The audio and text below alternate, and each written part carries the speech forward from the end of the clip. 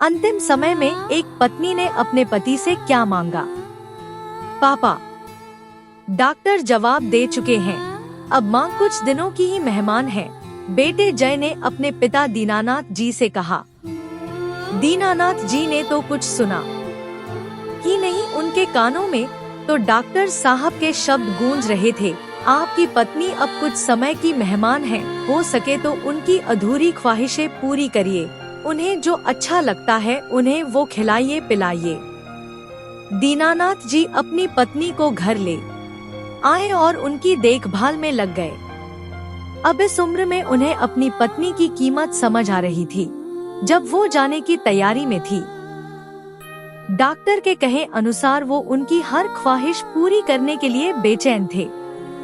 एक दिन सुबह सुबह उनका सिर अपनी गोद में लेकर बैठ गए और बोले, शोभा, वैसे तो मैंने आज तक तुम्हारी कोई ख्वाहिश पूरी नहीं की, लेकिन अब करना चाहता हूँ। तुम बताओ तुम्हारी क्या ख्वाहिश है? सुनिए जी, शादी के बाद औरत की कोई ख्वाहिश ही कहाँ रह जाती है, और अगर होती भी है तो उसे पूरा कौन करेगा? अब छोड़िए भी, मेरे पास वक्त ही कितना बचा है। मेरे मन में जितनी ख्वाहिशें हैं, इतने कम वक्त में तो एक भी पूरी नहीं हो पाएगी। उनमें से कई ख्वाहिशों से जुड़े लोग तो अब इस दुनिया में भी नहीं हैं।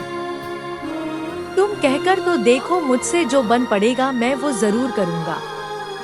शोभा जी फीकी सी हंसी और बोली, जय के पापा, मैं शादी के बाद कभी अपने मायके अपने मर्जी से नहीं जा पाई।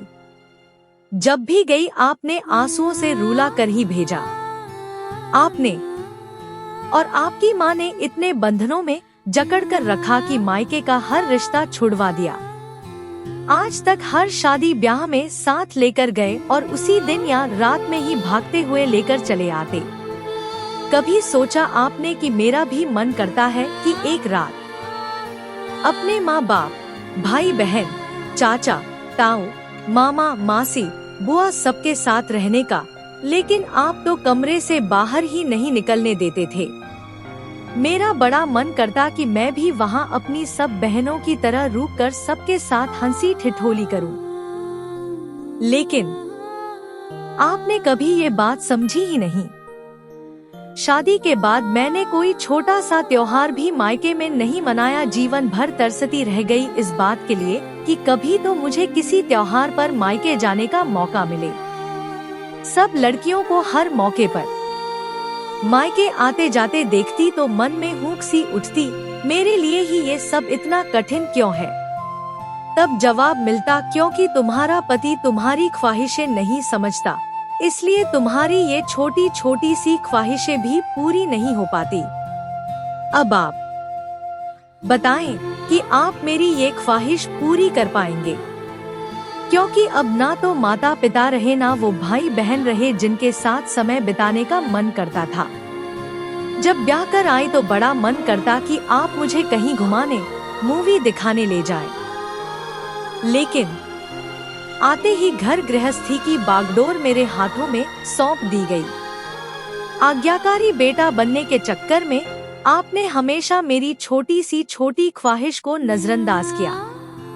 अपने मन की बात किससे कहने जाती, सब कुछ अंदर ही अंदर चलता रहता, लेकिन आपने कभी पूछा तक नहीं।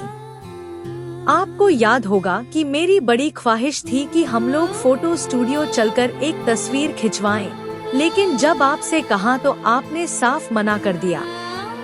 आज तो सब मोबाइल में खींच लेते हैं, लेकिन मेरी तो एक तस्वीर भी आपके मोबाइल में नहीं मिलेगी, क्योंकि जब भी साथ में तस्वीर खिंचवाने को कहती आप हमेशा छिटक कर दूर चले जाते। अब मेरे जाने के बाद ढूंढते रहना, हमारी तस्वीर कहीं नहीं मिलने वाली। बताइए अब आप मेरी ये ख्वाहिश पूरी कर पाएंगे जब मैं मृत्यु शैया पर पड़ी हूँ?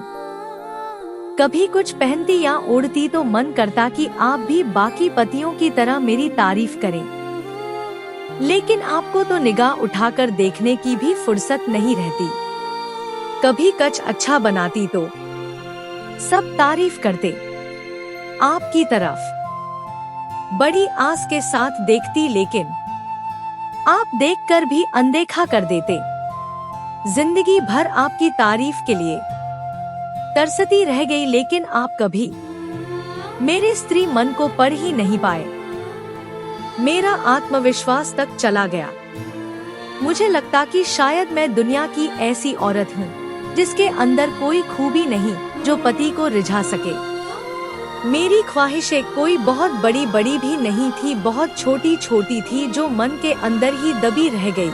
कहते कहते शोभा जी की सांस फूलने लगी तो दीनानाथ जी ने उन्हें पानी पिलाया, जिससे कुछ देर के लिए वो ठहर गई। अब मेरे मरने के बाद आप मेरी एक ख्वाहिश जरूर पूरी करना, मुझे खूब सजाना, मेरी मांग अपने हाथों से भरना और हमेशा खुश रहना, बस यही ख्वाहिश है। एक बात और जय के पापा, जीवन साथी की ख्वाहिशें पूरी करनी है तो जीते जी करिए, ऐसे मरते समय पूछकर उसका मजाक मत उड़ाइए, कहकर शोभा जी की गर्दन एक तरफ लुढ़क गई और वो हमेशा के लिए खामोश हो गई। दीनानाथ जी फफक कर रोने लगे और बोले, तुमने बिल्कुल सही कहा, तुम हमेशा हमारी आंखों के सामने रहीं और हम हमेशा तुम्हारी अवहेलना करते रहे, कभी तुम्हारे मन की ख्वाहिशें समझने की कोशिश नहीं की। दोस्तों, ऐसा क्यों होता है? जब तक इंसान आंखों के सामने मौजूद रहता है तब तक लोग उसकी कद्र नहीं करते, लेकिन उसके जाने के बाद उसकी कीमत समझ में आ जाती है, तब कोई फायदा नहीं होता, क्योंकि जाने वाला तो तरस कर चला गया, अब पछताने से क्या होता है।